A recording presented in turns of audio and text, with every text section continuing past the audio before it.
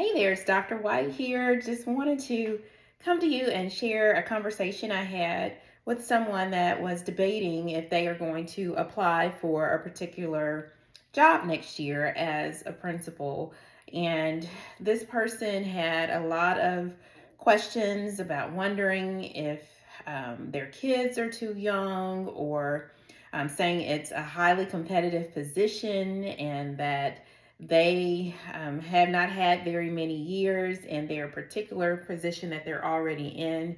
And one of the things I want to encourage all of you, even if you're not applying for an assistant principal job, a principal job, teacher job, whatever it is, wherever it is, don't allow self doubt to stop you from moving forward. There are all types of what ifs, and do know a lot of things that we think about or rehearse in our minds, it never comes to pass. One of the things I shared with this person was when I applied for my principal position, I went into it with the thought that, okay, I'm just going for the experience, the interview experience. I had only been an assistant principal for 2 years. I worked in a very highly competitive district, very much sought after. There were candidates that had been in assistant principal roles for 15, 16 years, and they had been at the school longer than me. So I was definitely not the likely candidate. And here I taught for 8 years, had only been an assistant principal for 2 years. However, again, I prepared, I did my best. I love the school. I always tell people the best time to look for a job is when you don't need one. So that's exactly what I did. Well, lo and behold, I ended up being appointed as the principal of that school. And it was one of the most challenging, rewarding times of my life. I still keep in touch with many of my staff members and students that are now teaching or working alongside me in districts. But I had young kids. I could have used that as an excuse to talk myself out of it, but my superintendent was so amazing. He asked me, do you have a support system? And the answer was yes. But I did not take advantage of having that support system.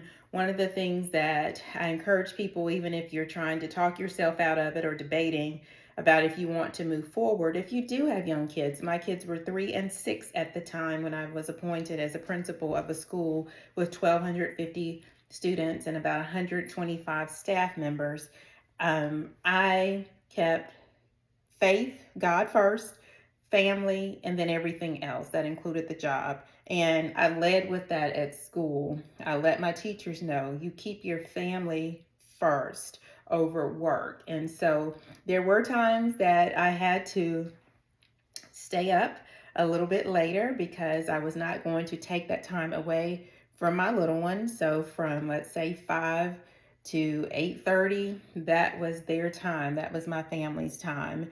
And after that, I may go to sleep. I may wake up and work from 1 to 3, or get up at 3 a.m. till 6 and do what I needed to do if it were paperwork for evaluations, whatever it is, or whatever it was. But I did not allow anything to come in between my family, my kids, and me. So anyway, don't know why I wanted to share that. I guess because I just had the conversation, but I just want to encourage you, don't allow self-doubt to creep in. If there is a position you want to go for it. The best time to look for a job is when you do not need one. And remember, in all that you do, any position that you find yourself coveting after, if it's a teaching position, whatever it is, it doesn't matter how many people you think are applying. If you are the best candidate and you prepare and present yourself well, what is for you is for you. Just always remember balance. All right, my dog's calling me, so it's time for me to stop talking. Have a great night. Dr. White here. Be sure to like, share, and follow, and check out my link in my bio so you can go and subscribe to my website in case this platform disappears. Have a good night.